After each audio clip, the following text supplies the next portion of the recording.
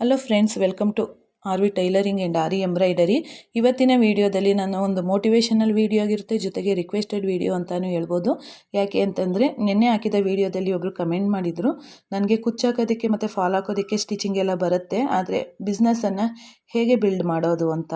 ಇದು ಒಳ್ಳೆ ಪ್ರಶ್ನೆನೇ ಕೇಳಿದ್ದಾರೆ. ಅದಕ್ಕೋಸ್ಕರ ನಾನು ಅಲ್ಲೇ ಕಮೆಂಟಲ್ಲಿ ಉತ್ತರ ಕೊಡೋ ಬದಲು ಅದಕ್ಕೋಸ್ಕರ ಒಂದು ವಿಡಿಯೋನ ಮಾಡ್ತಿದ್ದೀನಿ. ಯಾಕೆ ಅಂದರೆ ಎಷ್ಟೊಂದು ಜನಕ್ಕೆ ಇದು ಉಪಯೋಗ ಆಗುತ್ತೆ. ಕಮೆಂಟಲ್ಲಿ ಹೇಳಿದ್ರೆ ಅವರೊಬ್ಬರಿಗೆ ಉಪಯೋಗ ಆಗುತ್ತೆ. ಈ ವಿಷಯ ತುಂಬ ಒಳ್ಳೆಯದಾಗಿರೋದ್ರಿಂದ ಇದನ್ನು ಎಲ್ಲರಿಗೂ ತಿಳಿಸ್ಬೇಕು ಅಂತಲೇ ಈ ವಿಡಿಯೋನ ಮಾಡ್ತಿದ್ದೀನಿ. ಹಾಗಿದ್ರೆ ಹೇಗೆ ಮಾಡೋದು ಈಗ ನೋಡುಮ. ಈಗ ಇದು ಒಂದು ಇಂಪಾರ್ಟೆಂಟ್ ವಿಷಯ ಅಂತಲೇ ಹೇಳ್ಬೋದು. ಅದನ್ನು ನಿಮ್ಮ ಜೊತೆ ಶೇರ್ ಮಾಡ್ಕೋತಿದ್ದೀನಿ. ನಮ್ಮಲ್ಲಿ ಹಲವರು ಫಾಲ್ ಹಾಕೋದು ಮತ್ತು ಕುಚ್ಚು ಮಾಡೋದು, ಸಣ್ಣ ಸಣ್ಣ ಸ್ಟಿಚಿಂಗ್ ಮಾಡ್ತಾ ಇರ್ತೀವಿ. ಕೆಲವರು ಹೇಳ್ತಾರೆ ಇದು ವರ್ಕ್ ಬರ್ತಿದೆ ಮತ್ತು ಇದರಿಂದ ನಾನು ಬಿಸ್ನೆಸ್ಸನ್ನು ಬಿಲ್ಡ್ ಮಾಡೋಕ್ಕಾಗ್ತಿಲ್ಲ, ಇದು ನಮಗೆ ಎಕ್ಸಾಕ್ಟ್ಲಿ ಬಿಸ್ನೆಸ್ ಹೇಗೆ ಬಿಲ್ಡ್ ಮಾಡೋದು ಅನ್ನೋದನ್ನು ಈಗ ನಾನು ಸ್ಟೆಪ್ ಬೈ ಸ್ಟೆಪ್ ಹೇಳ್ತಾ ಹೋಗ್ತೀನಿ. ನೀವು ಮನೆಯಲ್ಲೇ ಕೂತ್ಕೊಂಡು ತಿಂಗಳಿಗೆ 15ರಿಂದ 30 ಸಾವಿರ ಅಲ್ಲ 50,000 ಪ್ಲಸ್ವರೆಗೂ ನೀವು ಸಂಪಾದನೆಯನ್ನು ಮಾಡ್ಬೋದು. ಇದು ತುಂಬಾ ಸಣ್ಣ ಕೆಲಸ ಆದ್ರೂ ಬಿಗ್ ಅಮೌಂಟನ್ನು ನೀವು ನೋಡ್ಬೋದು. ಯಾಕೆಂದರೆ ತುಂಬಾ ಇದಕ್ಕೆ ಏನು ಹೇಳ್ತೀವಿ ನಾವು, ತುಂಬಾ ಬೆಲೆ ಇದೆ ಅಂತಲೇ ಹೇಳ್ಬೋದು. ಯಾಕೆ ಅಂತಂದರೆ ದೊಡ್ಡ ದೊಡ್ಡ ಟೈಲರ್ಗಳು ಇವೆಲ್ಲ ಮಾಡೋದಕ್ಕೆ ಆಗೋದಿಲ್ಲ. ಜೊತೆಗೆ ನಿಮಗೆ ಕುಚ್ಚನ್ನು ಹಾಕ್ತೀರಾ ಅಂದಾಗ ಒಂದು ಕುಚ್ಚಿನ ಬೆಲೆ ಎಷ್ಟಿದೆ ಅಂತಂದರೆ, ನೀವು ಇದನ್ನು ಯಾವ ರೀತಿ ಬಿಲ್ಡ್ ಮಾಡೋದಕ್ಕೆ ಯಾವ ರೀತಿ ನೀವು ಸ್ಟೆಪ್ ಬೈ ಸ್ಟೆಪ್ಪು ನೀವು ಯಾವ ರೀತಿ ಉಪಯೋಗಿಸ್ಕೊಳ್ಬೇಕು ಅನ್ನೋದನ್ನು ನಾನು ಈಗ ಹೇಳ್ತಾ ಹೋಗ್ತೀನಿ. ನೀವು ಹೇಗೆ ಕಸ್ಟಮರ್ನ ಸೆಳೀಬೇಕು ಅಂತಂದರೆ, ಅವರು ಒಂದು ಫಾಲ್ ಹಾಕೋದಕ್ಕೆ ನಿಮಗೆ ಒಂದು ಸ್ಟಿಚ್ ಆಲ್ಟ್ರೇಷನ್ ಕೊಡ್ಬೋದು. ಒಂದು ಸ್ಯಾರಿಗೆ ಫಾಲ್ ಹಾಕೋದಕ್ಕೆ ಕೊಟ್ಟಾಗ ನೀವು ಅವ್ರನ್ನ ಕೇಳಬೇಕು, ನೀವು ಮಾತಾಡುವಂಥ ರೀತಿ ಏನಿದೆ ಅದು ತುಂಬಾ ಇದರಲ್ಲಿ ಪಾತ್ರನ ವಹಿಸುತ್ತೆ. ಯಾಕೆ ಅಂತಂದರೆ, ಮ್ಯಾಮ್ ನಾವೀಗ ಫಾಲ್ ಹಾಕಿದ್ರೆ ಸಾಕ, ನನಗೆ ತುಂಬಾ ಚೆನ್ನಾಗಿ ಕುಚ್ಚು ಹಾಕೋದಕ್ಕೆ ಬರುತ್ತೆ, ಮತ್ತು ಅದರ ಶ್ಯಾಂಪಲ್ಗಳನ್ನು ನೀವು ತೋರಿಸ್ಬೇಕು. ನೋಡಿ ಹೀಗೆಲ್ಲ ನಾನು ಫಾಲ್ ಜೊತೆಗೆ ಕುಚ್ಚನ್ನು ಹಾಕ್ಕೊಡ್ತೀನಿ ಅಂತ ಹೇಳಿದಾಗ ಅವ್ರಿಗೆ ಸ್ಯಾಂಪಲ್ ಎಲ್ಲ ಇಷ್ಟ ಆದರೆ ಆವಾಗ ನೀವು ಹೇಳಬೇಕು, ನಮಗೆ ಇಷ್ಟು ಕಡಿಮೆಯಲ್ಲಾದರೂ ಸ್ವಲ್ಪನೇ ಈಗ ನೀವು ಫಸ್ಟ್ ಕೊಡ್ತಾ ಇರೋದ್ರಿಂದ ಒಂದು ಆಫರ್ ರೀತಿ ಈಗ ನೀವು ಫಸ್ಟು, ಯಾಕೆ ಅಂದರೆ ನಮಗೆ ಟ್ರಯಲ್ ಅಂತಲೇ ತಿಳ್ಕೊಳ್ಳಿ. ನೀವು ಒಂದು ಸತಿ ನಮ್ಮ ಹತ್ರ ಕೊಟ್ಟು ನೋಡಿದಾಗ ನಿಮಗೆ ಗೊತ್ತಾಗುತ್ತೆ ಯಾವ ರೀತಿ ನಾವು ಫಿನಿಶಿಂಗನ್ನು ಕೊಡ್ತೀವಿ ಅಂತ. ಅದಕ್ಕೋಸ್ಕರ ಅವ್ರು ಕೊಡಬೇಕಲ್ವ ಧೈರ್ಯವಾಗಿ, ಅದಕ್ಕೋಸ್ಕರ ನೀವು ಆಫರ್ ರೀತಿ ನೀವು ಇದನ್ನು ಕೊಡಬೇಕಾಗತ್ತೆ, ಆಫರ್ ಕೊಡಬೇಕಾಗತ್ತೆ. ಸ್ವಲ್ಪ ಈಗ ನೀವು ಒಂದು 250, 300 ತಗೊತಿದ್ದೀರಿ ಅಂತಂದರೆ ಫಸ್ಟು ನೀವು ಕಸ್ಟಮರ್ನ ಇನ್ಕ್ರೀಸ್ ಮಾಡ್ಕೋಬೇಕು. ಆಗ ಒಂದು 100 ರೂಪಾಯಿ ಬಿಟ್ರೂ ನಿಮಗೇನು ತೊಂದರೆ ಇಲ್ಲ. ಯಾಕೆ ಅಂದರೆ ಕಸ್ಟಮರಿಗೆ ಎರಡು ಕೆಲಸ, ಈಗ ನಿಮಗೆ ಫಾಲ್ ಹಾಕೋದು ಒಂದು ಇನ್ಕಮ್ ಆದರೆ ಅದ್ರ ಜೊತೆಗೆ ಇನ್ನೊಂದು ಕೆಲಸ ಸಿಕ್ತು. ಆದರೆ ಯಾವ ರೀತಿ ಕೆಲಸ ಹೇಳಿ, ನೀವು ಫಾಲ್ ಹಾಕಿದ್ರೆ ಒಂದು 40-50 ತಗೋತೀರಾ ಅಂದರೆ ಅದ್ರ ಡಬಲ್ ತ್ರಿಬಲ್ ನಿಮಗೆ ಆ ಅಮೌಂಟ್ ಬಂತು, ಜೊತೆಗೆ ಕಸ್ಟಮರು ನಿಮಗೆ ಅಲ್ಲಿ ಫಿಕ್ಸ್ ಆದರು. ಆಗ ನೀವು ಮಾಡುವಂಥ ಕೆಲಸ ಅವ್ರಿಗೆ ಖುಷಿ ತಂತು ಅಂತಂದರೆ, ಅದರಲ್ಲೂ ಲೇಡೀಸ್ಗಳು ಪ್ರಚಾರ ಮಾಡೋದ್ರಲ್ಲಿ ಎಕ್ಸ್ಪರ್ಟ್ ಅಂತಲೇ ಹೇಳ್ಬೋದು. ಹಂಗಿದ್ದಾಗ ನೀವು ಅವ್ರ ಹತ್ರ ಒಳ್ಳೆಯ ಹೆಸರು ತಗೊಂಡ್ರಿ ಅಂತಂದರೆ ಆಟೋಮೆಟಿಕ್ಕಾಗಿ ಒಬ್ಬರು ಏನು ಲೇಡೀಸ್ ನಿಮ್ಮ ಹತ್ರ ಇವು ಕಸ್ಟಮೈಸ್ ಮಾಡ್ಸೋಕ್ಕೆ ಬರ್ತಾರೆ ನೋಡಿ, ಫಾಲ್ ಹಾಕ್ಸೋದ್ರ ಜೊತೆಗೆ ಕುಚ್ಚು ಹಾಕೋದನ್ನು ನೀವು ಕುಚ್ಚಿನ ಜೊತೆಗೆ ನೀವು ಟ್ರೈ ಮಾಡ್ತಾ ಮಾಡ್ತಾ ಮಾಡ್ತಾ ನೀವು ಬರೀ ಸ್ಯಾರಿ ಕುಚ್ಚು ಅಂತಲೇ ಇರಬಾರ್ದು. ನಾವು ಹೆಚ್ಚು ಬೆಳಿಬೇಕು ಅಂತಂದಾಗ ಒಂದು ಬ್ಲೌಸ್ ಸ್ಟಿಚ್ ಮಾಡುವಂಥದ್ದು, ಬ್ಲೌಸ್ ಸ್ಟಿಚ್ ಮಾಡಿ ಕೊಟ್ಟಾಗ ನೀವು ಅದ್ರ ಜೊತೆಲೇ ಒಂದು ಕೆಲಸದಿಂದ ಅಲ್ಲಿ 3 ಕೆಲಸ ನಿಮಗೆ ಸಿಗ್ತಾ ಹೋಗ್ತು ಆ ರೀತಿ. ಮತ್ತು ಕಸ್ಟಮರ್ ಇನ್ನೇನು ಎಕ್ಸ್ಪೆಕ್ಟ್ ಮಾಡ್ತಾರೆ ಅಂತಂದರೆ, ನಾವು ಮಾಡುವಂಥ ಕೆಲಸನ ಅವರು ನೀಟಾಗಿದೆಯಾ ಹೇಗೆ ಅನ್ನೋದನ್ನು ಕ್ಲೀನಾಗಿದೆಯಾ ಅಂತ ನೋಡ್ತಾರೆ. ಈಗ ನಾವು ಒಂದು ದಾರ ಕಟ್ ಮಾಡೋದಿರ್ಬೋದು, ಸ್ಟಾರ್ಟಿಂಗಲ್ಲಿ ನಾನು ಹಂಗೆ ಮಾಡಿಬಿಡ್ತಿದ್ದೆ.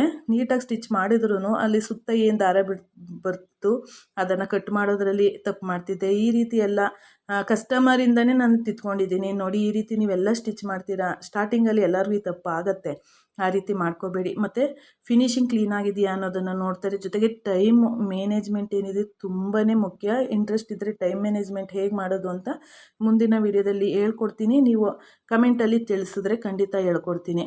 ಹಂಗಿದ್ದಾಗ ನಾವು ಇಷ್ಟು ಟೈಮ್ಗೆ ಕೊಡ್ತೀವಾ ಅನ್ನೋದನ್ನು ಮೇಯ್ನು. ನಾವು ಇವತ್ತು ಕೊಡ್ತೀವಿ ಅಂದಾಗ ಇವತ್ತು ಕೊಟ್ಟರೆ ನಾವು ಸ್ಟಾರ್ಟಿಂಗ್ ಬಿಸ್ನೆಸ್ಸಲ್ಲಿ ನೀವು ಬೆಳೆದ ಮೇಲೆ ಪರವಾಗಿಲ್ಲ, ಬೆಳೆದ ಮೇಲೂ ಇದನ್ನೇ ಶಿಸ್ತನ್ನು ಪಾಲಿಸಿದ್ರೆ ಇನ್ನೂ ಹೆಚ್ಚಾಗಿ ಗ್ರೋತ್ ಆಗುತ್ತೆ. ಆದರೆ ಅಕಸ್ಮಾತ್, ಯಾಕೆಂದರೆ ಬೆಳೆದ ಮೇಲೆ ಆಟೋಮೆಟಿಕ್ಕಾಗಿ ಕೆಲಸ ಜಾಸ್ತಿನೇ ಬರ್ತವೆ. ಈಗ ನಮಗೆ ಫಸ್ಟು ಬರ್ತಿದ್ದದಕ್ಕೂ ಈಗಿದ್ದಕ್ಕೂ ತುಂಬಾ. ಮತ್ತು ನೀವು ಪ್ರಚಾರ ಹೇಗೆ ಮಾಡ್ಕೋಬೇಕು, ನೀವು ಮಾಡಿರುವಂಥ ಸ್ಟಿಚ್ ಏನು ಮಾಡ್ತೀರಲ್ಲ, ಫಾಲ್ ಆಗ್ಬೋದು ಅಥವಾ ಕ್ರೋಸ ಕುಚ್ಚಾಗ್ಬೋದು, ನೀವು ಯಾವ ರೀತಿ ಕುಚ್ಚಾಗ್ಬೋದು ಅದನ್ನು ಮಾಡೋದಕ್ಕೂ ಮೊದಲು ಮತ್ತು ಮಾಡಿದಾದಮೇಲೆ ಒಂದು ಫೋಟೋನ ತೆಗೆದು ವಾಟ್ಸಪ್ ಗ್ರೂಪ್ ಎಲ್ಲರಿಗೂ ಇದ್ದೇ ಇರುತ್ತೆ, ಒಂದು ವಾಟ್ಸಪ್ ಗ್ರೂಪಲ್ಲಿ ಹಾಕಿ, ಮತ್ತು ನೀವು ಪಾರ್ಟಿಗಳನ್ನು ಮಾಡ್ತೀರಿ ನೋಡಿ, ಲೇಡೀಸ್ಗಳು ಗ್ರೂಪ್ ಇರುತ್ತೆ, ಅದಕ್ಕೆಲ್ಲ ಹಾಕ್ತಾಯಿರಿ. ಹಂಗಾದಾಗ ನಿಮಗೆ ಒಬ್ಬರಲ್ಲ ಒಬ್ಬರು ನಿಮಗೆ ಅದನ್ನು ನೋಡಿ ಇಂಪ್ರೆಸ್ ಆಗಿ ನಿಮಗೆ ಸ್ಟಿಚಿಂಗಿಗೆ ಕೊಟ್ಟರು ಅಂತಂದರೆ ಅಲ್ಲಿಂದ ಶುರುವಾಗುತ್ತೆ ನಿಮಗೆ ದೆಸೆ ಅಂತಲೇ ಹೇಳ್ಬೋದು. ಯಾಕೆ ಅಂದಾಗ ಅಲ್ಲಿ ಒಬ್ಬರನ್ನ ಇಂಪ್ರೆಸ್ ಮಾಡಿದ್ರೆ ಸಾಕು, ಅಲ್ಲಿ ಎಲ್ಲ ಫ್ರೆಂಡ್ಸೇ ಆಗಿರೋದ್ರಿಂದ ಯಾಕೆ ಕೊಡಬಾರ್ದು, ನಾವು ಬೇರೆಯವ್ರನ್ನ ಬೆಳೆಸೋ ಬದಲು ನಮ್ಮ ಫ್ರೆಂಡನ್ನೇ ಯಾಕೆ ಬೆಳೆಸಬಾರ್ದು ಅನ್ನುವಂಥದ್ದು ಮೆಂಟಾಲಿಟಿ ಅವ್ರಿಗೂ ಬರುತ್ತೆ. ಜೊತೆಗೆ ಮೇಯ್ನಾಗಿ ಇನ್ನೊಂದು ಪಾಯಿಂಟ್ ಏನಂತಂದಾಗ ಈ ಕಸ್ಟಮರ್ ಬರ್ತಾರೆ ನೋಡಿ, ಬ್ಲೌಸ್ ಕೊಡೋದಕ್ಕೆ ಆಗ್ಬೋದು, ನೀವು ಬ್ಲೌಸ್ ಸ್ಟಿಚ್ ಮಾಡ್ತಿಲ್ಲ ನಿಮಗೆ ಕುಚ್ಚಷ್ಟೇ ಅಂತಂದರೆ ಅದಕ್ಕೆ ಬಂದಾಗಲೂ ಅಷ್ಟೇ ನೀವು ಮಾತಾಡಿಸುವಂಥ ರೀತಿ ಏನಿದೆ ಫ್ರೆಂಡ್ಲಿಯಾಗಿ ಮಾತಾಡಿಸ್ಬೇಕಾಗತ್ತೆ ಅವ್ರಿಗೆ. ಆಯಿತು ಕೊಡ್ತೀವಿ, ಈಗ ಇವತ್ತು ನಿಮಗೆ ಜಾಸ್ತಿ ಬಟ್ಟೆ ಇತ್ತು, ಟೈಮಿಗೆ ಕೊಡೋಕ್ಕಾಗಲ್ಲ ಅಂದಾಗಲೂ ಹೇಳ್ಬೇಕು ಅವ್ರಿಗೆ, ಅರ್ಥ ಆಗೋ ರೀತಿ ಅರ್ಥ ಮಾಡಿಸ್ಬೇಕು. ಹೇಗೆ ಅಂದರೆ ಈಗ ತುಂಬಾ ಬಟ್ಟೆ ಇದೆ, ಸೀಸನ್ ಇದೆ, ಅದಕ್ಕೋಸ್ಕರ ನಾವು ಒಂದು ದಿನ ಈಗ ನಾಳೆ ಬೆಳಿಗ್ಗೆ ಬೇಕೇ ಬೇಕು ಅಂತಂದಾಗ ಆಯಿತು ಕೊಡ್ತೀವಿ, ಆದರೆ ಖಂಡಿತ ಕೊಡ್ತೀವಿ, ಇಲ್ಲ ಅಂದರೆ ಒಂದಷ್ಟು ಗಂಟೆ ಟೈಮ್ ನೀವು ಕೊಡಬೇಕಾಗತ್ತೆ ಅಂತ ಹೇಳುವಂಥ ರೀತಿಯಲ್ಲಿ ಹೇಳಿ ನಾವು ಅವ್ರನ್ನ ಕನ್ವಿನ್ಸ್ ಮಾಡಬೇಕಾಗತ್ತೆ. ಹೀಗೆಲ್ಲ ಮಾಡಿದಾಗ ಆಟೋಮೆಟಿಕ್ಕಾಗಿ ನಮ್ಮ ಬಿಸ್ನೆಸ್ಸನ್ನು ಬಿಲ್ಡ್ ಮಾಡ್ಕೊಳ್ಳೋದಕ್ಕೆ ತುಂಬಾ ನಮಗೆ ಅನುಕೂಲ ಆಗುತ್ತೆ. ಜೊತೆಗೆ ನಮ್ಮ ಕೆಲಸ ಮಾಡ್ತಾ ನಮ್ಮ ಸರ್ವಿಸ್ ಏನಿದೆಯಲ್ಲ ಅದು ತುಂಬಾ ನಮ್ಮ ಸರ್ವಿಸು ನೀಟ್ಲಿಯಾಗಿ ಬರುತ್ತೆ. ನಾವೆಷ್ಟು ಪ್ರಾಕ್ಟೀಸ್ ನಾವು ಸ್ಟಿಚ್ ಮಾಡಿದ್ಮೇಲೆ ಅದು ಪ್ರಾಕ್ಟೀಸೇ, ಪ್ರತಿಯೊಂದು ಪ್ರಾಕ್ಟೀಸನ್ನು ಮಾಡ್ತಾ ಏನಾಗುತ್ತೆ ನಮಗೆ ವರ್ಕಲ್ಲಿ ಒಂದು ನೀಟ್ನೆಸ್ ಅನ್ನೋದು ಖಂಡಿತ ಬರುತ್ತೆ. ನೀವು ಪ್ರಾಕ್ಟೀಸ್ ಯಾವುದೇ ಆಗ್ಬೋದು, ಒಂದು ಕೆಲಸನ ಪ್ರಯತ್ನ ಪಡ್ತಾ ಯಾವುದೋ ಒಂದು ದಿವಸ ಆಗತ್ತೆ ಅನ್ನೋವಂಥದ್ದು ನಿಜ, ಆದರೆ ನಾವು ಪ್ರಾಕ್ಟೀಸ್ ಮಾಡುವಂಥದ್ದು ಅಷ್ಟೇ, ಅದು ನಿಜ ಆಗೇ ಬೇಕು, ಆಗೇ ಆಗತ್ತೆ. ಹಾಗಾಗಿ ನಾವು ನೀಟಾಗಿ ಕೆಲಸನ ಮಾಡಿಕೊಡ್ಬೇಕು. ಮತ್ತು ಇನ್ನೊಂದೇನು, ಕೆಲವ್ರಿಗೆ ದೂರ ಮನೆ ಅಂತ ಇದ್ದಾಗ ನಾವು ಅವ್ರ ಹತ್ರ ಬಟ್ಟೆ ತರೋದಾಗ್ಬೋದು, ಮತ್ತು ಅವ್ರಿಗೆ ಹೋಮ್ಗೆ ಸರ್ವಿಸ್ ಕೊಡುವಂಥದ್ದಾಗ್ಬೋದು, ಸ್ಟಿಚ್ ಆದಮೇಲೆ ಕೊಡುವಂಥದ್ದಾಗ್ಬೋದು. ಯಾಕೆ ಅಂದರೆ ನಮ್ಮ ಬಿಸ್ನೆಸ್ ಬೆಳಿಬೇಕು ಅಂದಾಗ ನಾವು ಇದನ್ನೆಲ್ಲ ಕಾಂಪ್ರಮೈಸ್ ಆಗಲೇಬೇಕಾಗತ್ತೆ. ಇದು ತುಂಬಾ ಇವೆಲ್ಲ ನಿಮಗೆ ಬಿಸ್ನೆಸ್ಸಲ್ಲಿ ಮ್ಯಾಟ್ರ್ಗಳಾಗ್ತವೆ. ಜೊತೆಗೆ ಇನ್ನೊಂದು ಏನಂದರೆ ರೇಟ್ ಫಿಕ್ಸಿಂಗ್ ಮಾಡೋದ್ರಲ್ಲಿ ಸ್ಟಾರ್ಟಿಂಗಲ್ಲಿ ನಾವು ಏನು ರೇಟ್ ಕೊಡ್ತೀವಲ್ಲ, ಈ ಎಲ್ಲ ಒಬ್ಬರು ಕಸ್ಟಮರ್ ಕೊಟ್ಟರು ಅಂದಾಗ ಅದು ರೇಟು ಅವ್ರಿಗೆ ರೀಸನಬಲ್ ಅನಿಸಿದ್ರೆ ಖಂಡಿತವಾಗ್ಲೂ ಅವರು ಒಬ್ಬರಿಂದ ಒಬ್ಬರಿಗೆ ಅವ್ರ ಫ್ರೆಂಡ್ಸ್ ಆಗ್ಬೋದು, ಫ್ಯಾಮಿಲೀಸ್ ಮೆಂಬರ್ಸ್ ಆಗ್ಬೋದು, ಅವ್ರ ನೆಂಟರಿಷ್ಟಲ್ಲಾಗ್ಬೋದು, ಒಂದೇ ಊರಲ್ಲಿ ನಮಗೆ ಬಟ್ಟೆ ಕೊಡಬೇಕು ಅಂತ ಏನಿಲ್ಲ. ನಾವು ತುಂಬ ಈಗ ಎಷ್ಟು ನಮಗೆ ಫ್ರೆಂಡ್ಶಿಪ್ ಬೆಳೆಯುತ್ತೆ ನೋಡಿ, ಅಲ್ಲಿಂದೆಲ್ಲ ಬರ್ಬೋದು, ಅವ್ರಿಗೆ ಎಷ್ಟು ಜನ ಫ್ರೆಂಡ್ಸ್ ಇರ್ತಾರೆ ಅಲ್ಲಿಂದೆಲ್ಲ ಬರ್ಬೋದು. ಹಂಗಿದ್ದಾಗ ಆಗ ನಮಗೆ ಹೆವಿ ಬಟ್ಟೆಗಳ ಸ್ಟಿಚ್ ಮಾಡುವಂಥದ್ದು ಸಿಗತ್ತೆ.